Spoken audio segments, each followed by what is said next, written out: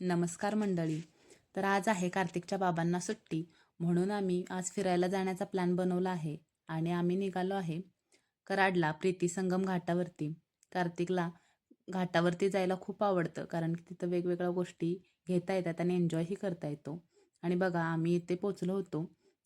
सरकार नावाच्या गुळाचा चहा म्हणून एक दुकान आहे आणि तिथं आम्ही गुळाचा चहा पिला. खूप छान होता टेस्टला, म्हणजे घरच्यासारखाच लागत होता. मग त्याच्यानंतर आम्ही पोहोचलो डायरेक्ट घाटावरती आणि तुम्ही इथे बघू शकता की घाटावरती खूप गर्दी असते शनिवार रविवारी. इथं गाड्यांच्या लाईनवरून तुम्हाला कळेलच की किती गर्दी आहे, कारण की सगळे लोक सुट्टीच्या दिवशीच येणं जास्त प्रेफर करतात. आणि मग आम्ही बघा निघालो आतमध्ये. तर कार्तिक आतमध्ये जायला तयारच होत नव्हता, कारण की त्याला बाहेर गाडीवरती बसायचं होतं आणि तो डायरेक्ट त्याच्या बाबांना घेऊन गाडीवरतीच बसायला गेला. लहान मुलांचे हट्ट पुरवणं म्हणजे खूप अवघड गोष्ट झालेली आहे.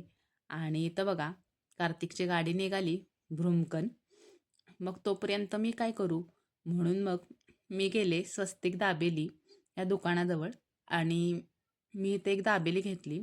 मी गेले की तिथे नेहमी इथली दाबेली खाते आणि ती खूप छान असते. आणि इथं बघा, इथं छोटासा क्यूटसा घोडा होता आणि मग आम्ही आतमध्ये निघालो आणि तुम्ही पाहू शकता इथला परिसर आणि इथलं वातावरण खूप छान असतं. म्हणजे रोज रोजच्या दिवसातून एखादा दिवस आपल्या फॅमिलीसाठी काढायला काही हरकत नसतं मंडळी.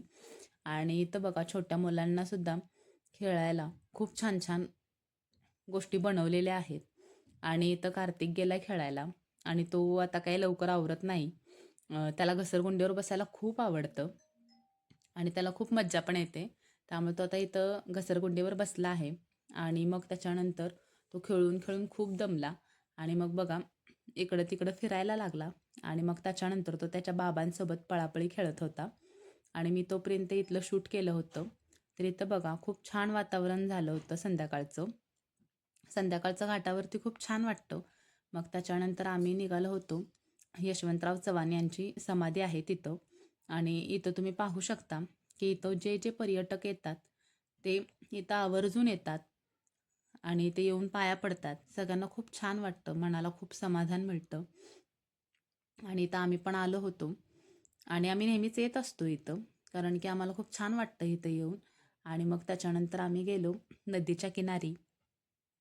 तर इथं पाहू शकताय तुम्ही की सगळेजण खूप पाण्यात भिजण्यात मग्न होते. आणि मग त्याच्यानंतर मंडळी इथं बघा, इथं कोयना आणि कृष्णा या दोन नद्यांचा संगम झालेला आहे, म्हणूनच याला प्रीती संगम असं नाव दिलेलं आहे. आणि आम्ही जेव्हा जेव्हा येतो तेव्हा इथं आवर्जून येतो नदीच्या किनारी. इथं खूप छान वाटतं. आणि नदीमध्ये बघा आता बोटिंग पण चालू झाली आहे आणि कार्तिकचं परत पाण्यात खेळायचं चालू झालेलं आहे.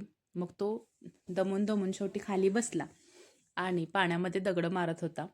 म्हणजे लहान मुलांना कशामध्ये आनंद मिळेल याचा काही नेम नसतो. आणि मग त्याच्यानंतर आम्ही कसंबसं कार्तिकला तिथून घेऊन बाजारपेठेत गेलो. तर इथं बघू शकताय तुम्ही, इथं खूप छान छान स्टॉल होते आणि इथं कार्तिकनं फुगा घेतलेला आहे. आणि इथं बघा, झुमक्यांचे इतकं छान कलेक्शन होतं की ते पाहूनच मन भरलं. मग त्याच्यानंतर आम्ही इथं पायऱ्यांवर जाऊन बसलो आणि इथं मस्त छान पावभाजी खाल्ली. इथली पावभाजी खूप छान असते. तुम्ही पण कधी आलात तर नक्की ट्राय करा. आणि मंडळी, तुम्हाला माझे ब्लॉग कसे वाटतात हे कमेंटमध्ये नक्की सांगत जा.